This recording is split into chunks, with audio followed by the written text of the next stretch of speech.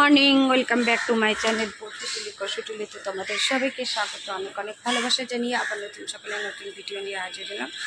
দেখো এখন মেঘ করে রয়েছে, বৃষ্টি হয়ে গেছে, সারা রাতি ধরে বৃষ্টি হয়েছে। আর ছেলে যাবে এখন নাচের প্রোগ্রামে, আর দাদাভাই যাবে গাড়িটা নিয়ে সার্ভিসিংয়ে।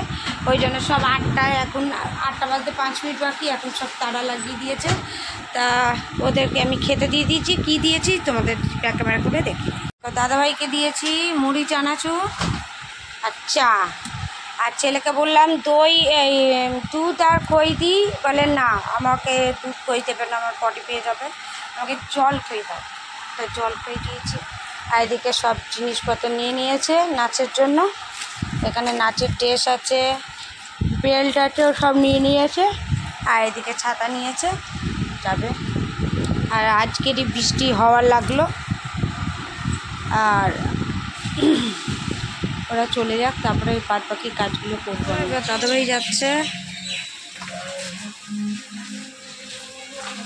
আর আমি যাচ্ছি কাপড়টা আনতে। কাপড়টাও দেবে নাকি?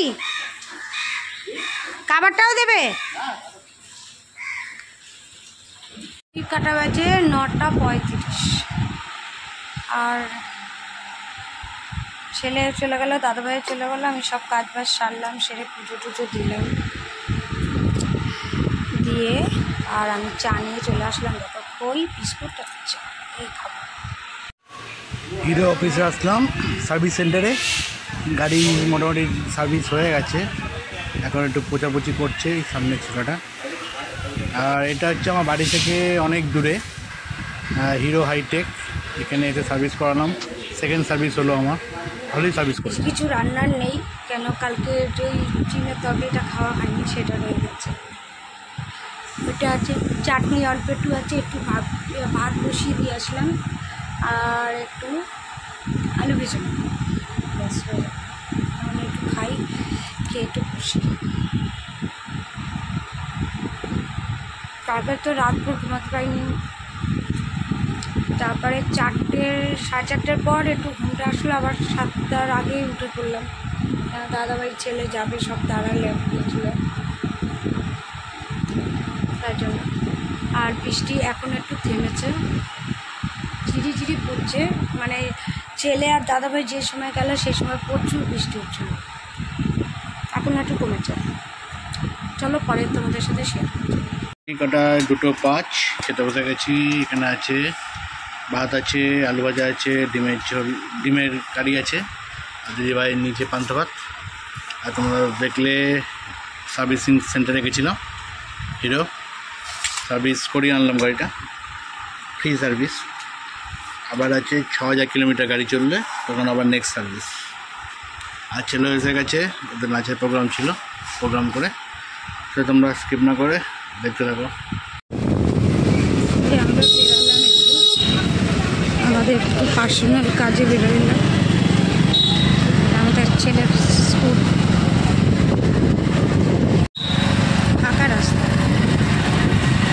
জামাইবাবু তো কারখানায় এসেছি, জামাইবাবু নেই, আর পলাশ আর বড় কাজ করছে, এত কাজে ব্যস্ত। দেখো লটে লটে ওরা কাজ করে ফেললো।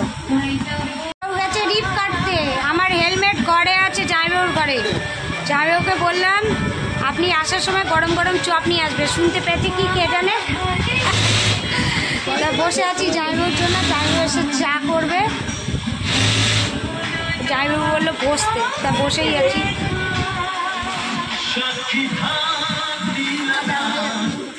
কি খেলছো? গেম খেলছো? এই যে জামাইবাবু চপ এনেছে, গরম গরম চপ। জামাইবাবু খাচ্ছে শুধু চা, বাড়ি গিয়ে খাবে লাড্ডু। একটু আমরা চা খেতে বসলাম, ছেলে চা বানিয়ে আনলো, আর এদিকে দেখো ম্যাগি করেছে, আমি ছেলে খাচ্ছি। 7:30টার মধ্যে বাড়ি চলে এসেছি, এসে ঘরের কাজ করলাম, এসে দেখি ছেলে পড়ে এসে ঘুরছে, তাকে আবার বকাঝকা দিয়ে ঘরে ঢোকালাম। এবার ও নিতে বললো খিদে পেয়েছে, ম্যাগি বানাবো। তো ওর আর ওর বাবার জন্য ম্যাগি বানিয়েছে, আর আমি খাবো শুধু চা। কেন জামাইবাবুর দোকান থেকে আমি দুটো গরম গরম আলুর চপ খেয়ে এসেছি, আমার পেট ভর্তি আছে। আমার ছেলের রিয়াকশনটা দেখো। কিছু বলবি? তুই পিছনেই খাইয়েছে কেন? তুই তো আলুর চপ ভালোবাসিস না, তুই তো ওই স্যান্ডউইচ আর বাবার দুটো আমি দুটো। তারপরেও বাবা ম্যাগি খাচ্ছে দেখ। আমি তো তাও খাবো না ম্যাগি। তা চলো এটা করে নিই। আর রাত্রেবেলা দেখছি আমি এখন একটু রেস্ট নেবো, দুপুর থেকে রেস্ট হয়নি। পান্তা ভাত খেয়ে গিয়ে এত ঘুম পাচ্ছিল, আমি তো এরকম ঝিমাচ্ছিলাম। আর তোর বাবা পান্তা ভাত খাইনি তাই ঝিমাচ্ছে। কি করছো রে? গোলা রুটি। তোমাকে তো বললাম কি বানাবো, তুমি বললে যা খুশি বানাও। ছেলে বলছে গোলা রুটি, ওই জন্য গোলা রুটি বানালাম। আর ওই তোমাদের দুটো ডিমের অমলেট করে দেবো, আচার দিয়ে খেয়ে নেবে। আর আমি শুধু শুধু গোলা রুটি খাবো। আমার একটু আম থাকলে ভালো হতো, আম নেই। বাজারে যাবো একটু। কি 7:30টার সময় বাজার যাচ্ছে, যেটা করতে পারবে না সেটা বলো কেন? ওই জন্য তো বললাম। ঠিক আছে, যেটা করতে পারবো সেটাই তাহলে করি। ভিডিওটা করতে পারছি, ভিডিওটা করি। নাটক তোমার সরাও। আগে আমি গোলা রুটি উঠাতে পারতাম না। সেটা এখানে শিখেছো ভালো।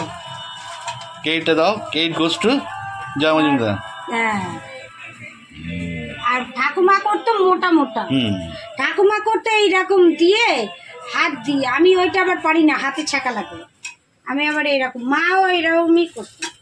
মা আবার মাঝে মাঝে আবার ঠাকুমার স্টাইলে করতো, দিদি করে ঠাকুমার স্টাইলে। এখন রান্না করছি, রান্না করতে করতে দেখতে পাচ্ছি না।